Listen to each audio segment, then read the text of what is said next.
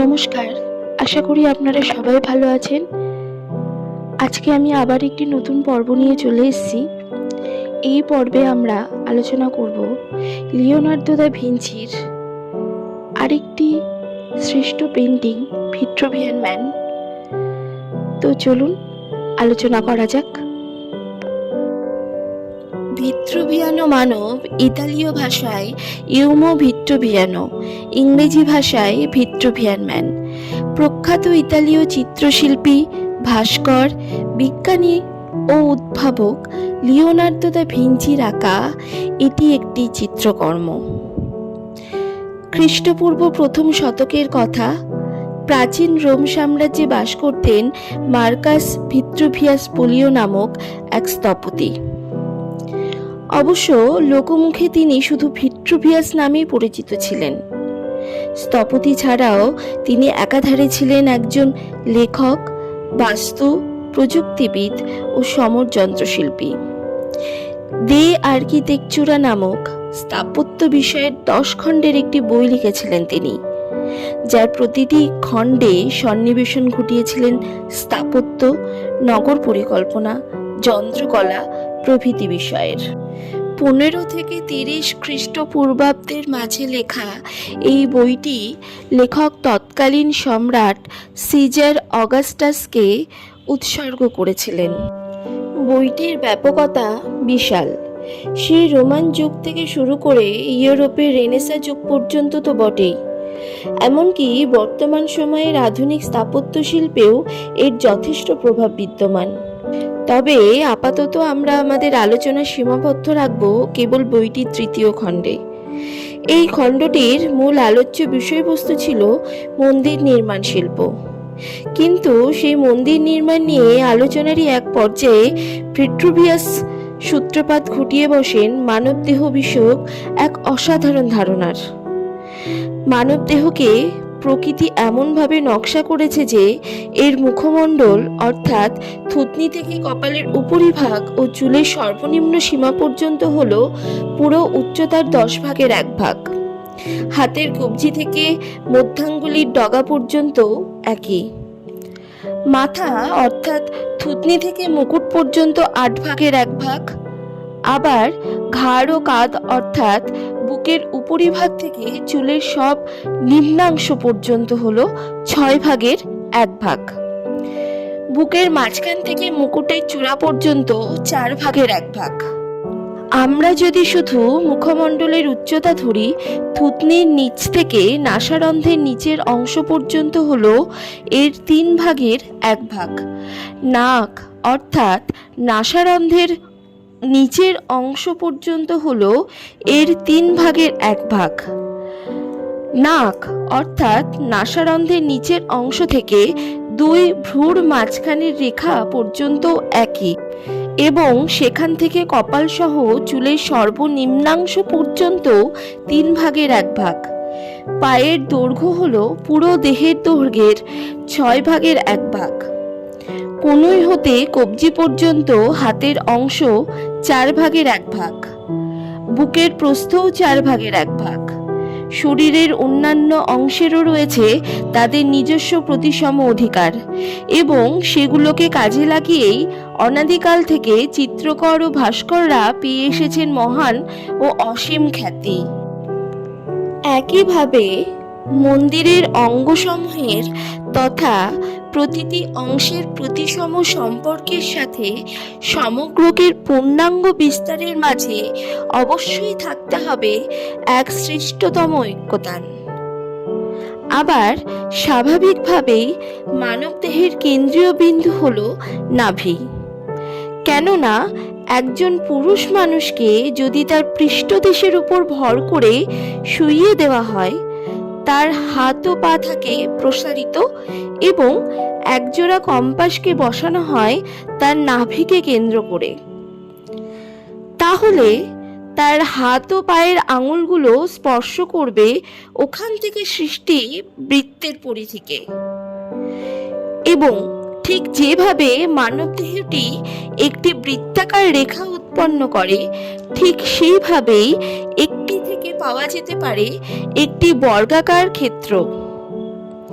আমরা যদি পায়ের পাতা থেকে মাথার উপরিভাগ পর্যন্ত পরিমাপ করি এবং সেই পরিমাণকে প্রয়োগ করি সম্প্রসারিত বাহুদ্বয়ের ক্ষেত্রে, প্রাপ্ত প্রস্তুটি হবে ঠিক উচ্চতার সমান, যেমনটি হয়ে থাকে সমতল পৃষ্ঠের ক্ষেত্রে, যেগুলো সম্পূর্ণ বর্গাকার।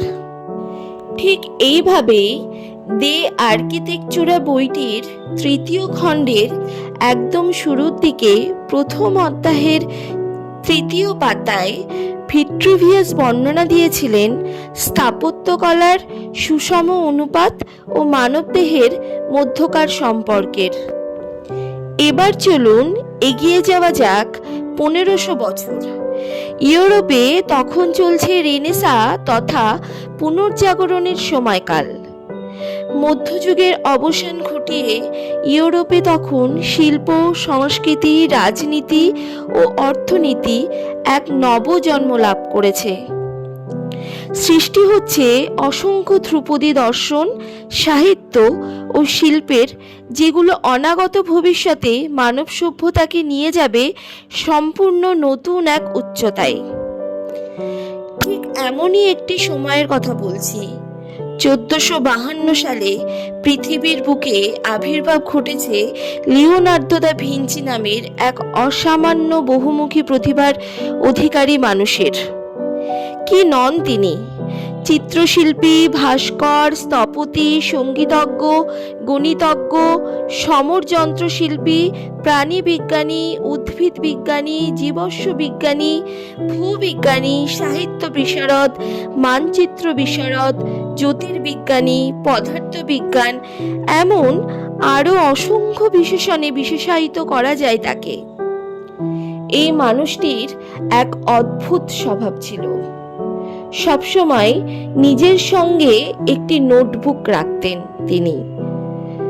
যখনই নতুন কোনো ধারণা জন্ম নিত তার মাথায়, সেগুলোকে তিনি টুকে রাখতেন নোটবুকের পাতায়। আবার বিভিন্ন গবেষণালব্ধ বিষয়েও স্থান পেত সেখানে। থাকতো অসংখ্য ছবিও। তবে অদ্ভুত বিষয়টি হলো এই যে তিনি আর 10 জন মানুষের মতো স্বাভাবিক ভঙ্গিতে লিখতেন না সেসব লেখা। ইতালীয় ভাষাতেই লিখতেন বটে, কিন্তু সব উল্টো হরফে। যেন লেখাগুলোর মর্মোদ্ধার করতে দরকার হয় আয়নার। 1487 থেকে 1492 সালের মধ্যবর্তী কোনো এক সময়, যখন সৃজনশীল জীবনের মধ্য গগনে বিরাজমান দা ভিঞ্চি, এদিকের শারীরবিজ্ঞানের রহস্যোদ্ঘাটনের নেশা মাথাচাড়া দিয়ে উঠছে তার। কবর থেকে লাশ তুলে এনে পরীক্ষা নিরীক্ষা করছেন। নতুন যা যা জানছেন সেগুলোকে কখনো মূর্ত, আবার কখনো বিমূর্তভাবে ফুটিয়ে তুলেছেন নিজের সৃষ্টিকর্মে। এরই এক পর্যায়ে ভিট্রুভিয়াসের দে আর্কিটেকচুরা বইয়ে মানবদেহ বিষয়ক অনুপাতগুলোর কথা পড়ে ভীষণ রকমের রোমাঞ্চিত হয়ে উঠলেন তিনি। তার মানসপটে ভেসে উঠল অনুপাতগুলোর অবয়ব। তাই দেরি না করে নিজের নোটবুকের পাতায় সাদামাটা কালিতে তিনি এঁকে ফেললেন ভিট্রুভিয়াসের বর্ণনা অনুযায়ী ছবি। ছবিটিতে তিনি একজন মানুষকে দুটি ভিন্ন বিন্যাসে দেখালেন। দুটি ভিন্ন বিন্যাসকে তিনি রাখলেন একটি বৃত্ত ও একটি বর্গের মাঝে। দুটি ক্ষেত্রের মাঝেই তারা এঁটে গেল খুব সাজুর্যপূর্ণভাবে। দা ভিঞ্চির আঁকা এই ছবিটি ভিট্রুভিয়াসের মানবদেহ অনুপাত তত্ত্বেরই একটি চিত্রায়ন, যে কারণে ছবিটির নামকরণ হয়েছে দ্য ভিট্রুভিয়াস ম্যান। অবশ্য ছবিটির প্রকৃত নাম কিন্তু ছিল লে প্রপোর্জিওনি দেল কর্পো উমানো সেকুন্দো ভিট্রুভিও, যার আক্ষরিক অর্থ দাঁড়ায় ভিট্রুভিয়াসের বর্ণিত অনুপাতকে উপজীব্য করে আঁকা বলেই যে সব দিক থেকে দা ভিঞ্চি ভিট্রুভিয়াসকে অনুসরণ করেছেন তা কিন্তু নয়। একটি বড় পার্থক্য হলো ভিট্রুভিয়াসের মতে বৃত্ত বৃত্ত ও বর্গক্ষেত্র উভয়ের কেন্দ্রই মানবদেহটির নাভি হলেও দা ভিঞ্চি মনে করেছেন বৃত্ত ও বর্গক্ষেত্রটির অভিন্ন কেন্দ্র হতে পারে না। তাই তিনি মানবদেহটির কোটিসন্ধিকে বর্গক্ষেত্রের কেন্দ্র হিসেবে দেখিয়েছেন। এছাড়া আরেকটি জায়গাও ভিট্রুভিয়াসের আদি লিপি থেকে সরে এসেছেন দা ভিঞ্চি। তিনি মানবদেহের হাত দুটিকে প্রথম বিন্যাসের ক্ষেত্রে অর্থাৎ বৃত্তের পরিধি স্পর্শ করেছে যেখানে এমন উচ্চতায় উত্তোলিত করেছেন যেখানে হাতের আঙুলের ডগা আর মানবদেহটির মাথার সর্বোচ্চ চূড়া অভিন্ন সমতায় অবস্থান করছে। অথচ ভিট্রুভিয়াসের ধারণা অনুযায়ী হাতের উচ্চতা আরও নিচে হওয়ার কথা ছিল। তাছাড়া ছবিটিতে মানবদেহের কেবল দুটি দৃশ্যমান বিন্যাস থাকলেও এর সূক্ষ্ম অবয়বগত সমাহার বিশ্লেষণের মাধ্যমে মোট 16টি আলাদা বিন্যাস শনাক্ত করা সম্ভব। মজার ব্যাপার হলো দা ভিঞ্চি কিন্তু ছবিটির নিছকই তার ব্যক্তিগত আগ্রহ ও পড়াশোনার অংশ হিসেবে এঁকেছিলেন। ধারণা করা হয় যে তিনি কখনোই এটিকে সকলের সামনে উন্মুক্ত করার কথা ভাবেননি এবং হয়তো তিনি কখনো আশাও করেননি যে সাধারণ মানুষের গুরুত্ব তাৎপর্য উপলব্ধি করতে পারবে এবং একে নিয়ে মাতামাতি করবে, ঠিক যেমনটি তারা করে থাকে তার অন্যান্য মহৎ সৃষ্টিকর্মের ব্যাপারে। কিন্তু বাস্তবে দ্য ভিট্রুভিয়াস ম্যান আজ চিত্রজগতে একদমই স্বতন্ত্র অবস্থান তৈরি করে নিয়েছে এবং দ্য লাস্ট সাপার ও মোনালিসার পাশাপাশি এটি বিবেচিত হয় দা ভিঞ্চির শ্রেষ্ঠতম কাজ হিসেবে। দ্য ভিট্রুভিয়াস ম্যানের মূল আবাসস্থল হল ইতালির ভেনিস শহরের গ্যালারি দেল আকাদেমিয়া। সেই 1822 সাল থেকেই এই জাদুঘরে রয়েছে এটি। তবে সাধারণ কাগজ কলমে আঁকা অন্য সব ছবির মতো এটিও অধিকাংশ সময়ই গোপনে সংরক্ষিত থাকে, কেবল বিশেষ কিছু সময়ে প্রদর্শন করা হয়। দ্য ভিট্রুভিয়াস ম্যান দা ভিঞ্চি নোটবুকের যে পাতায় লিখেছিলেন সেখানে ছবিটির ঠিক উপরে তিনি উল্টো করে লিখেছিলেন, ভিট্রুভিয়াসের মতে এগুলি হলো একটি আদর্শ মানবদেহের পরিমাপ। 4 আঙুল সমান 1 বিঘত, 4 বিঘত সমান 1 ফুট, 6 বিঘত সমান 1 কিউবিট, 4 কিউবিট সমান 1 জন, 4 কিউবিট সমান 1 পেস, 24 বিঘত সমান একজন মানুষের উচ্চতা। আর ছবিটির নিচে ভিঞ্চি নিজের ভাষায় ছবিটির বর্ণনা লিপিবদ্ধ করেছিলেন এইভাবে: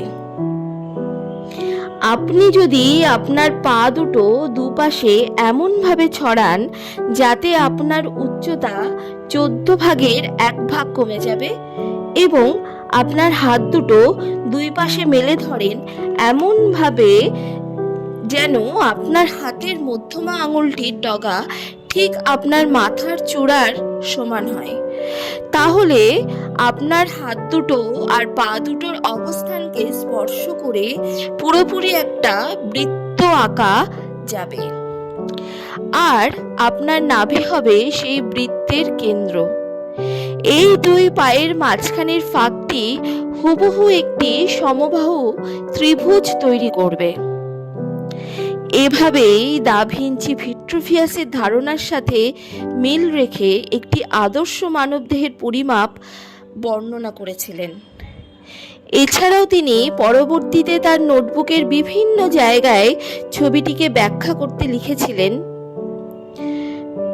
দুদিকে সমানভাবে হাত প্রসারিত করলে এক হাতের শীর্ষ থেকে অপর হাতের শীর্ষ আসলে মানবদেহের উচ্চতা। কনুই থেকে হাতের অগ্রভাগ পর্যন্ত দূরত্ব হলো উচ্চতার 4 ভাগের 1 ভাগ। লিঙ্গ মানবদেহের উচ্চতার প্রায় অর্ধেক বরাবর অবস্থান করে। মাথার অগ্রভাগ থেকে থুতনির নিচ পর্যন্ত দূরত্ব হলো উচ্চতার 8 ভাগের 1 ভাগ। বুকের উপর থেকে মাথার অগ্রভাগ পর্যন্ত দূরত্ব হলো উচ্চতার 6 ভাগের 1 ভাগ। বুকের ওপর থেকে চুলের গোড়া পর্যন্ত দূরত্ব হলো উচ্চতার 7 ভাগের 1 ভাগ। কাঁধের মাপ হলো উচ্চতার 4 ভাগের 1 ভাগ। বুক থেকে মাথার অগ্রভাগ পর্যন্ত দূরত্ব হলো উচ্চতার 4 ভাগের 1 ভাগ। কনুই থেকে বগল পর্যন্ত দূরত্ব হলো উচ্চতার 8 ভাগের 1 ভাগ। কনুই থেকে আঙুলের শীর্ষ পর্যন্ত দূরত্ব উচ্চতার 4 ভাগের 1 ভাগ। হাতের আঙুল থেকে কবজি পর্যন্ত দূরত্ব হলো উচ্চতার 10 ভাগের 1 ভাগ। পায়ের পাতা মানবদেহের উচ্চতার 6 ভাগের 1 ভাগ। পায়ের তলা থেকে হাঁটুর নিচ পর্যন্ত দূরত্ব হলো উচ্চতার 4 ভাগের 1 ভাগ। হাঁটুর নিচ থেকে লিঙ্গের গোড়া অবধি দূরত্ব হলো উচ্চতার 4 ভাগের 1 ভাগ। অর্থাৎ এখানেও দা ভিঞ্চির বর্ণনার সাথে ভিট্রুভিয়াসের বর্ণনার একটি আদর্শ মানবদেহের যথাযথ পরিমাপটি মিলে যায়। কাগজের উপর সাধারণ কলম দিয়ে আঁকা এই ছবিতে একই ব্যক্তিকে দুটি পৃথক বিন্যাসে দেখা যায়। একটি বিন্যাস একটি বৃত্তের মাঝে এবং অন্যটি একটি বর্গক্ষেত্রের মাঝে। ছবি এবং তার সাথে সংযুক্ত মন্তব্যগুলোকে অনেক সময় একসাথে ক্যানন অফ প্রপোর্শনস বা মানুষের অনুপাত বলা হয়। বৃত্তের দা ভিঞ্চি মানুষটি আধ্যাত্মিকতার প্রতিনিধিত্ব করে। বর্গক্ষেত্রে দা ভিঞ্চি ম্যান বস্তুগততার প্রতিনিধিত্ব করে।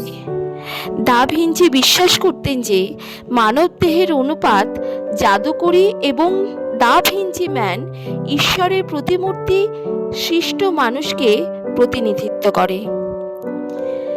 এই একটি ছবিতে লিওনার্দো দা ভিঞ্চি একসাথে গণিত, ধর্ম, দর্শন ও স্থাপত্যবিদ্যার সংযোগ দেখিয়েছিলেন এবং ছবিটি সারা বিশ্বের জন্য হয়ে ওঠে একটি আইকনিক শিল্পকর্ম। আজকের আলোচনা এইটুকুই। আজকের পর্বে দা ভিঞ্চির দ্য ভিট্রুভিয়াস ম্যান ছবিটির অজানা তথ্যগুলি আশা করি আপনাদের ভালো লেগেছে। যদি ভালো লেগে থাকে তাহলে লাইক করবেন, কমেন্ট করবেন এবং শেয়ার করবেন। আর সাবস্ক্রাইব করতে কিন্তু ভুলবেন না।